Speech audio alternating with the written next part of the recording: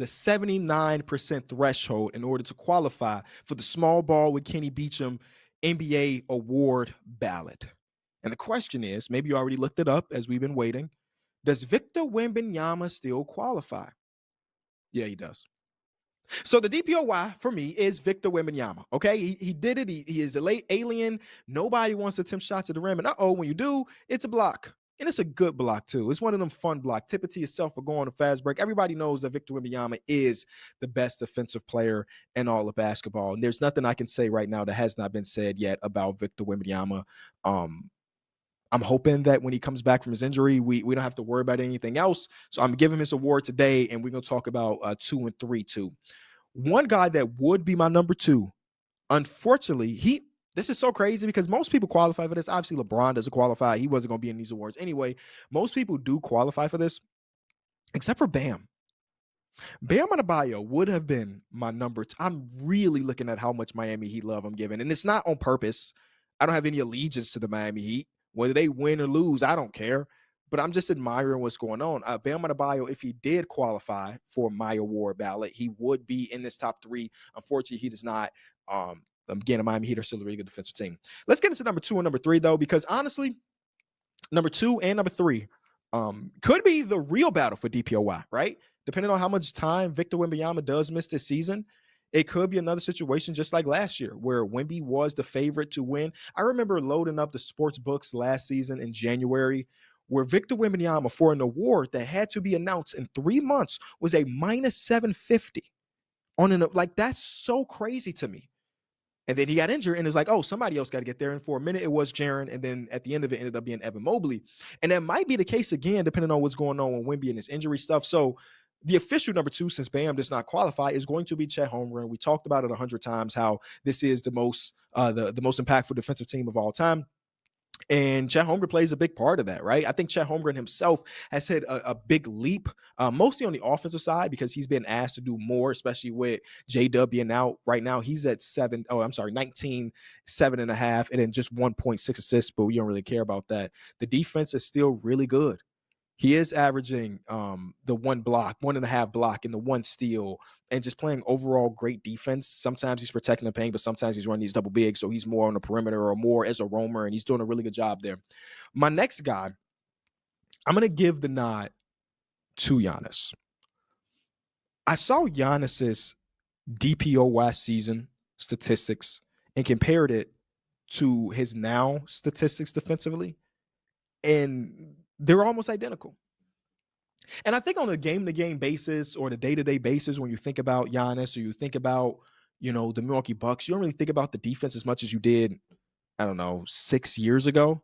But he's still really good in that area, man. And you're still feeling his absence with his injury. So I went on and gave it to him. I tried to give some love to some wings and some guards and like all of that. But it's so hard for me to get away from valuing like a Swiss Army knife / do it a little bit everything defensive guy like Giannis, who's roaming all over the place, or straight up rim protector, because obviously the layup, the dunk is the easiest shot in the game. So if we have a guy like Victor Wembanyama that can make your point guard do a Nash dribble instead of laying it up, or Chet Holmgren who can meet you at the rim with good body control and protect the paint that way, it's always, in my opinion, going to be more valuable than an individual guard who can only guard one guy. I look at a center as guarding not a person, but a spot.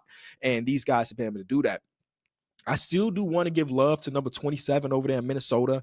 I think we need a bigger sample size, but I wouldn't be surprised by the end of the season he's back in these conversations, because he is still doing great things. The first couple of weeks of the season, I'm like, maybe 2-7 ain't really got it as much as he used to. I'm talking about Rudy Gobert for the people at home. Maybe he don't got it like he used to. But as the defense continues to turn around, like, granted, they have not won against any good teams just yet. As the defense has started to turn around, I'm seeing that man be back to 2 years ago version of himself. His on-off numbers defensively are staggering. He's still in the top, 5 percentile? I'll just double check that really quick. I think he's still in the top 5 percentile in on-off defensive numbers. That's still crazy for a guy that is in his 30s. He doesn't move as good as he once did. Let me double check this. Yeah, man. He's in the 99th percentile. I was underdoing it. He's in the 99th percentile on-off numbers defensively. His team is 19.7 points better per 100 possessions defensively when he's on the court. The only people better than him is the man's Cater. I thought that number would change, though. I talked about this like the first 2 weeks of the season. I talked about this, and it has not got worse. So I guess he's just him. And then Quentin Jackson of the Indiana Pacers. And then it's Rudy Gobert. And then it's Draymond Green. Then it's Zach Edey. So it's like Rudy Gobert is still able to do it now. He kind of levels it out a little bit because the team is significantly worse with him on the court on the offensive side. But do we care about that? No. I mean, kind of. Yes, we do, actually. All right. The last award. I'm sorry, not the last award because Clutch Player of the Year exists. The last award that you care about is the Most Improved Player Award. And I'm going to work my way from number 3 to number 1. My number 3 spot is going to go to Denny Abdia, who went from last year a 16.9 point per game guy to a 25.9 point per game guy. And now that I'm saying that jump aloud, I'm questioning my order again. I'm going to keep it where it is because my run to show is my run to show, and I don't like to go off of it. But a 9 point per game increase. The efficiency is better this season. The passing is better this season. This might be a Denny Abdi award. I can't lie. I don't know. I mean, these other two guys, let me explain. I think that Ryan Rollins, who is my number 2 spot, is really what this award should be about, in my opinion. I've never been a guy that is enjoyed when like a guy like Ja Morant got it. No disrespect to Ja, but this guy was a number 2 overall pick. He was already everybody's darling, and then he got better, which is great. It was just great. But like, he also was the number 2 pick in the draft. So we knew, or we had a real good inkling that this guy was going to be a really good player. And then he won it. And then it had a little domino effect where a couple great players won the award. And it's like, I kind of like the idea of being an NBA nobody and jumping into not just a starter, but an efficient and good starter. Last year, he played, I'm talking about Ryan Rollins, played in 56 games, right? Good efficiency, really good efficiency for his role. His numbers are really good with Damian Lillard. He averaged 6 points per game, though. This year, he's up to 18.5. That efficiency that was really good at 6 points per game is higher this year. And if you ask the Bucks fan, they value him second to Giannis, right? As far as their organization with him being at 24, 23, he's not even 24 yet, a 23-year-old guy, they look at him as like, oh, he's a real part of our future. So going from a guy that was a second-round pick that got cut for some reasons, ended up on a couple different teams to finding a home in Milwaukee and averaging nearly 20 points per game, that's kind of what the award is to me. So you're like, Kenny, why is he not your number 1? Because Jalen Duren exists, and Jalen Duren is like doing some stuff that I couldn't have expected. His points per game are also up by 10.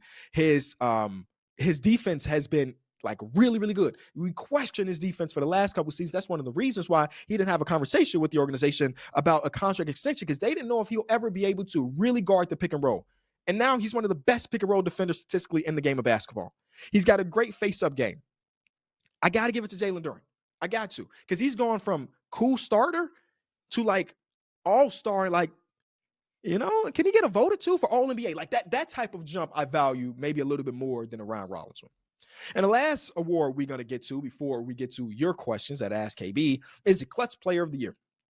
I was joking a little bit when I said I care about this award. I don't know how long it's going to take for me to look at the award with some level of significance, but I'll give you my 3. And my number 3 spot, I'm giving it to Shea. Though he don't play fourth quarters often, when he does play, it's because the team needs him and he usually pulls through. As you can see, their team does not lose basketball games. My number 2 spot is going to be Tyrese Maxey, who could get Clutch Player of the Year, the beginning player of the year, the best. He plays every single minute is a joke I'm trying to make right here. But he still closes out a ton of games, and they've been in a lot of clutch games this season, and he's been able to hit some big-time shots. And my number 1 spot is Mr. Fourth Quarter himself, Cade Cunningham. Yes, we throw that nickname around. I think it's one of them things that you take it away from a player. So De'Aaron Fox had it a few seasons ago. DeMar DeRozan had it the year before that. And now we're giving it to Cade Cunningham, who's averaging 12 points per game in the fourth quarter alone, which is really hard to do. And he's doing it on a team that is actively in a double-digit win streak. Those are my awards, my personal awards. But as I said earlier, this is always a conversation, right? And it will be fluid. So when we come back in a few months and try to do this at the halfway point of the season, I'm sure my DPOY might be different, because what if Wemby doesn't hit the threshold? I don't really know. Maybe most improved player, Ryan Rollins, jumps up to 26 points per game.